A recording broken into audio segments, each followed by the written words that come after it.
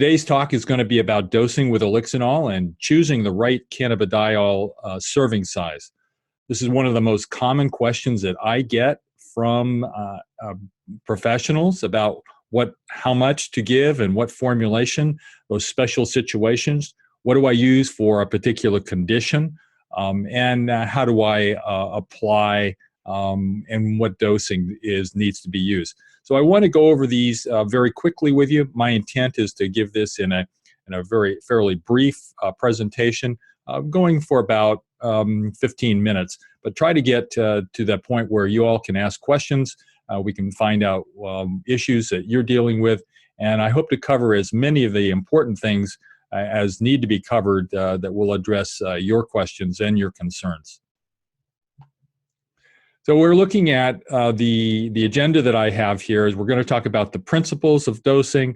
We're going to talk about a user's guide, for a professional user's guide on how this is going to be done, what is the best pattern and program, formulations that Elixinol offers. It's going to help you succeed, and it'll be meeting the patient's expectations, as well as how to manage patients and how to orchestrate the use of CBD, since it's such a new entity. How do you use it? How if you run into issues or problems, how do you navigate those issues? As well as how do you make adjustments? And finally, I'll talk about some of the target doses that you might consider for some of the problems that are frequently encountered with using of Elixinol. So one of the main things I want to get across is that everybody is different, and there's no set dose or amount or formulation that is perfect for everybody. So you've got to do some figuring, and that's where your clinical experience and expertise comes in finding exactly what the right formulation is and what the right dose is going to be. Now, I think a great way to start is consider a standard dose in just about everybody. And I'll give you those guidelines and those recommendations. And you start off with a standard guide and the standard dosing, and then make adjustments and be bold with the adjustments, because I'll tell you now and later, there aren't any side effects and there's no adverse toxicity. So you're not dealing with any consequences of getting the wrong dose. The only consequence is that the patient doesn't respond as quickly as you'd like to see them respond. In addition, what we typically see with patients is a response very early in the process. So you can expect a response in terms of some benefit or something that they're feeling or noticing it. And when that happens, then you're looking at them getting some of the benefits and the benefits that go on with this condition. And then early assessment, and I'll emphasize this as we go along. But those are the basic principles, and if you can hold to those particular ones and keep those in mind, I think you're going to be well served. So if we're looking at a standard dose, and I think the standard dose is a great idea, because if you're in doubt, you're not sure what exactly is the right amount for this particular case and this condition, then consider using a standard amount of 15 milligrams twice a day. Now, that's a great starting point. I would say that in 85% of people, you're going to get a response. You're going to find out if it's helping them or if they're feeling it. Now, it doesn't always meet their particular needs. If you're looking at chronic pain or some other strong symptom, you may have to make adjustments to that and may have to increase it. And when you do make adjustments, I'm suggesting that you do that boldly on day one, because it doesn't have any toxicity or significant side effects. Increase those, double the dose, move up very quickly, find out what the right pattern is. And it doesn't have to be twice a day. It can be 3 times a day, especially if they're having breakthrough of symptoms later on let's say, in midday. And you can also adjust the doses so it doesn't have to be the same dose each time. So it could be 15 milligrams in the morning and 30 milligrams in the evening. So be flexible and adjust it to your client's individual needs. What's the best formula? It's the one that they prefer, the one that they're going to take. If the substance is not really, they're not taking it, then it's not going to really do any good for them. So you got to figure out what works for them. In a lot of cases, patients have are very taste sensitive, and so they're going to reject something that tastes really, really strong. So you're going to have to look for something that tastes a little bit better. On the other hand, if the patients are looking for the maximum effect and it doesn't matter what it tastes like, then you might want to go with some of the stronger tasting, but the broader spectrum that contain more of the endocannabinoids, and the entourage that has been shown to be so beneficial with the Elixinol products and cannabidiol in general. And just a small point on that is that with the more entourage that's there, the more effective that the cannabidiol seems to be. Those other helper molecules that are present within the substance seem to enhance the effectiveness and the results. And so that for the maximum effect, you're really looking at hitting something really hard and strong and getting results right away, then you might want to look at the broader spectrum formulations. And I'll talk about what those are exactly in other slides. And then one of the problems that I encounter quite frequently, and so I tell you to assess the patient and the progress very early, and I'm talking about 1 or 2 days, because as many as 50% of your patients, when they take the cannabidiol, deny that they're getting any benefits from it. Now, when I watch people after using cannabidiol, I see changes in them immediately. Those changes may be relaxation of the facial features around the eyes or the mouth, the way they walk, the way they talk, the speed of their language, their cognitive alertness, and their sharpness. All of those things are things that you can see and you can measure just intuitively by the conversation that you're having.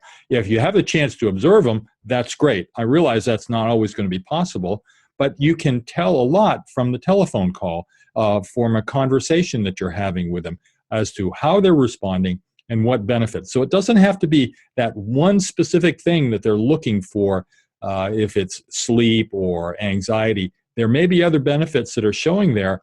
And if you can get a hint about what those are, and if they're really getting some response, then you're doing well. If they're not getting those kinds of responses, then that's a trigger and an idea for you to increase the dose and make some bold adjustment to see if they can reach an area where they're feeling the benefits, or point out to them that they are feeling the benefits. There's changes are happening with them. They just maybe because it's not in their face, it's not dramatic, it's not like any other substance that's out there in terms of, whoa, I feel this way.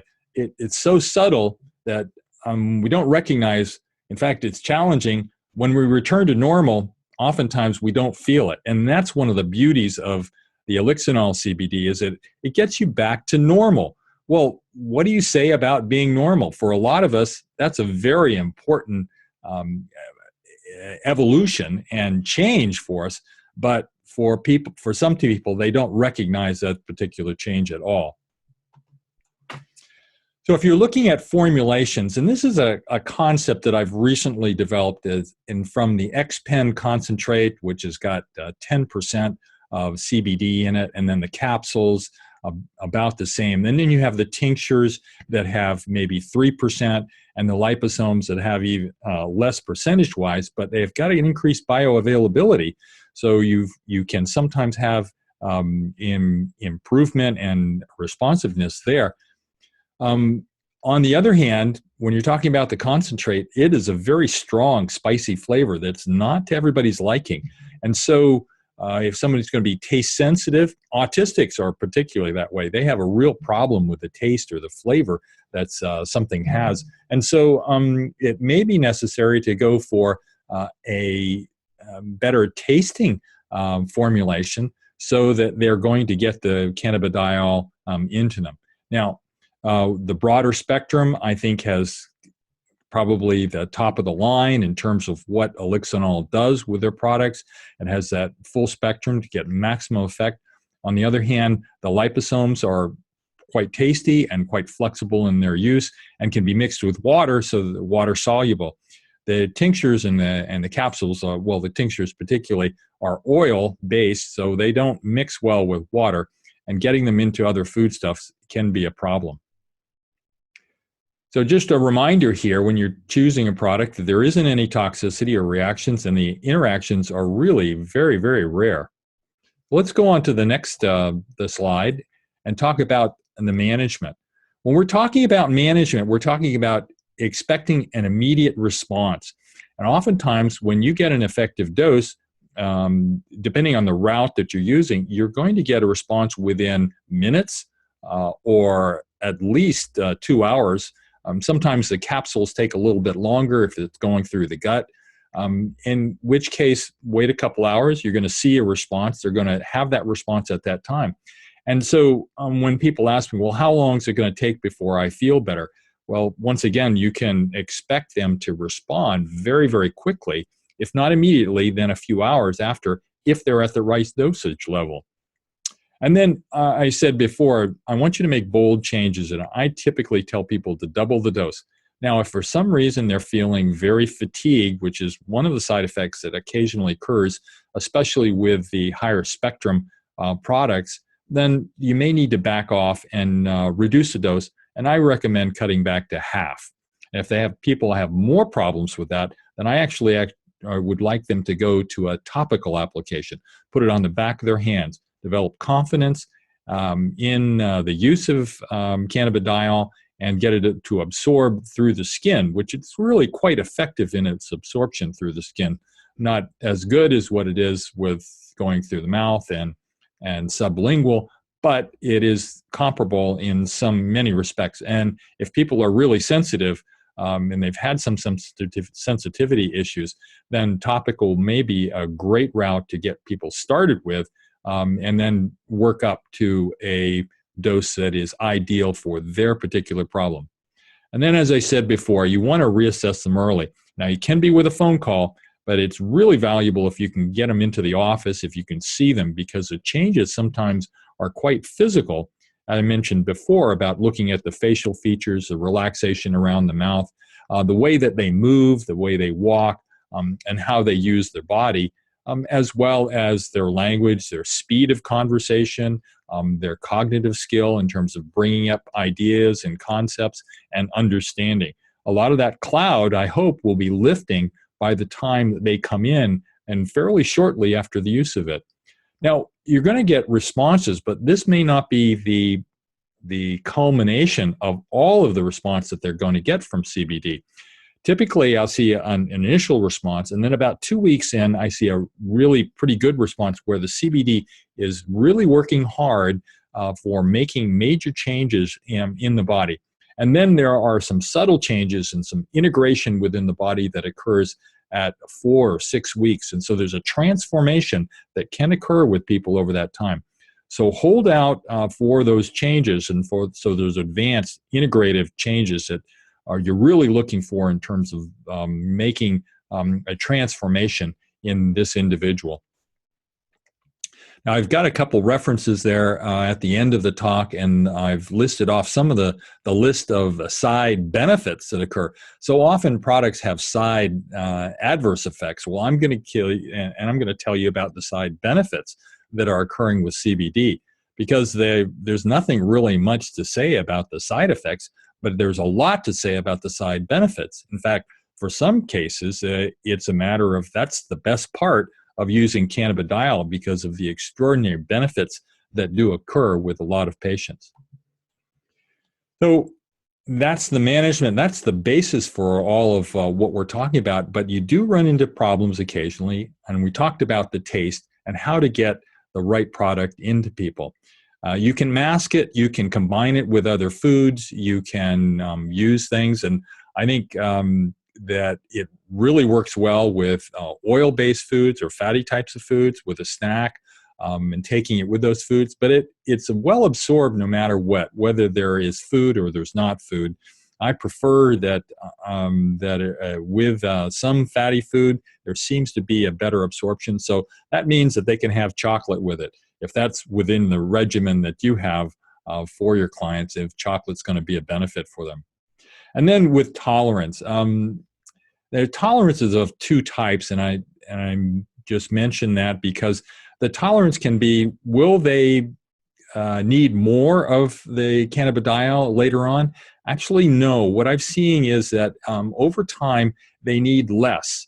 And so that maybe 4, 6, or 8 weeks, you may be able to reduce the dose. And I've seen reductions of doses for people with chronic pain by as much as 3/4 of the requirement for CBD. So it doesn't have to be all the time, and they don't have to keep up with it. This is quite a contrast from other medications that people use that may require continuing doses and continuing increases, in particular the opioids. And then when it comes to allergy, I really haven't found anybody who has shown a true allergy to the cannabidiol and none to Elixinol. Now, people will always complain about some effect that they attribute to using cannabidiol, but I haven't seen anything follow through with that in terms of, yes, this is definitely on a reaction. It may be a taste, it may be a concern, it may be some something else that they're taking. And almost in every case, people are taking other supplements and they're doing other things within their dietary program. So, but specifically with regard to allergy, I have yet to find an individual case that I could verify is truly allergic in type. And then I want to talk about a few of the special approaches that you can have with the Elixinol. So one of the things is sublingual. And just to mention, when I talk about sublingual, that's a term that everybody's familiar with, and they understand that, and putting it underneath the tongue. Well, the science actually shows that the best place for absorbing many of the products by mucous membranes in the mouth is at the back of the tongue, the hypopharynx. And where mom used to tell you to gargle is probably the best absorption. And that was done with using some products, some cannabinoid products, as a matter of fact, Sativex, as a spray. And that particular product was best absorbed at the back of the tongue. And so that's one place. But when it comes to sublingual, I tell people to swish it as well, and rather than keep it underneath their tongue. I'd just like to have it in contact with the mucous membranes as long as possible, because you get that direct absorption. And with direct absorption, then you're going to bypass the first pass effect on the liver when it metabolizes the substance and deactivates a good portion of it. So the sublingual and through the mucous membranes is going to skip that part of it, and you're going to get higher blood levels immediately and a rapid effect. So that's a great way to confirm to the patient that they're really getting benefits from using the cannabidiol. They can feel them, and they get this wonderful onset right away. So it's a valuable approach to it. And then I did mention about topical. So when you can use topical, and you can use it on any skin. My experience is that the back of the hands is a great place to put it. It can sometimes stain the clothes, so you want to be somewhat careful about using it and where it's located. But it can go on the abdomen, it can go on the back, it can go on the thighs, wherever it's really convenient for the patient. And topical is also in more than just getting the cannabidiol into the bloodstream for some generalized symptoms. It's also for local symptoms, applications to injuries or trauma, to wounds, to viral lesions and sores. Really extraordinary in terms of the immediate relief and analgesia that it can offer. An acute burn can be applying this on it. It really takes away the pain. And you're going to have to reapply it on a regular or frequent basis every 3 or 4 hours. But during that first day, but you can avoid the blister formation. You can avoid a lot of the complications by using this immediately. So it's a great product to have in the medicine cabinet so that you can use it when those minor traumas come up, as well as treating the overall problems. And then suppositories in our country, we don't really use suppositories very much, but essentially this is mucous membrane absorption. And so you're going to skip the first pass effect by the liver, and you're going to get higher levels. And because when you're using it as a suppository, then you're going to be maintaining that mucous membrane contact for an extended period, and that way it'll get absorbed better. You're going to get more complete absorption, and it's going to be a direct absorption. Now, the cannabidiol products, they don't come in a suppository, but it's easy enough to mix something like that through your pharmacist, or making your own with some cocoa butter, and forming that and deciding what your dose is going to be. It might be particularly valuable in children who have who may be object to the taste or the flavor, and you want to use the best product. If you can use suppositories, it may be a great approach to doing that. Now, one of the things I want to talk about, and once again, everybody's asking me about this, is, okay, how much do I use? So I wanted to give you a few examples to give you the full range of my experience using cannabidiol. That the standard approach is like 30 milligrams a day. That's a good base starting point. It'll take care of almost all of your patients, and it's a good point to start with for them to get familiar with it, and for you to use if you don't have any particular other inclination in terms of what the right dose or the right target is for their condition. Because everybody's different, many people are going to respond to the 30 milligrams without any difficulty, but you may have to increase. And so that's why I've put these as general targets for different conditions. And I think you can get the concept here that we're talking about. If we're talking about autoimmune or chronic pain, and 60 milligrams is going to be a target area that you need to get to. You certainly can go higher than that, but that may be if you're not getting the benefits or the patient's not responding as well, then you may need to push up to that dose, encourage the patient to take more.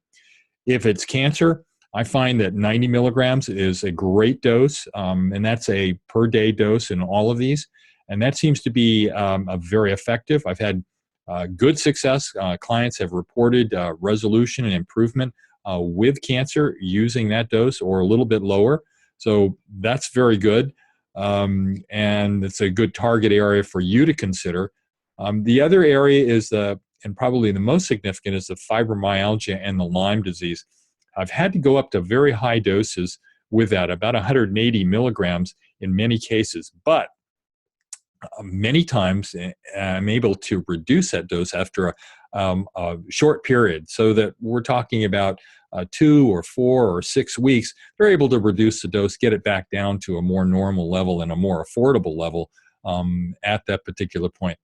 I'm really not seeing a whole lot of benefit to going over 200 milligrams for anybody for any condition. It's very possible there are those people out there. I just haven't encountered them at this particular time, nor have I really been willing to push the dose higher than that if I'm not getting much of a response. Those people who have gone up to double that dose, maybe 400 milligrams, really haven't shown any particular special response that I can report. And they're so rare. I haven't seen any of those cases in a long time. So let me just recap. I want to finish up here and open everything up to some questions. We're talking about a lot of personal variation, that each of your clients is going to be different. There's a standard approach that will never be wrong for you in terms of starting out and getting somebody started on cannabidiol. And then early adjustments, that's a real key and perfect for you as a clinician to apply cannabidiol to get it working and to interface with the patients and learn about what responses they're having and when they're having those responses. And then monitoring in terms of what kind of things that they're making improvements on, about checking with them and the frequency. I like to do frequent checks because people don't realize what they're doing. And so much of the time, patients misunderstand the directions that I've given them, and they're not taking it as I've recommended. They're taking it once a day instead of twice a day. They're using it at inappropriate times, or they're actually having difficulty and have been reluctant to come in and check on that. So I'm just going to finish up the general talk, and I wanted to open this up and to some questions, but I also wanted to share some of those some standard guidelines that I have set up, and it's available at this location, this URL. It's got those for you. You can take a look at those and review those, as well as the slides for this presentation that have been placed at that particular website. So I think that'll be a good resource for you. You can go back and reflect on those things. And so at this point, I want to open it up to questions and have you type in your questions in the chat area.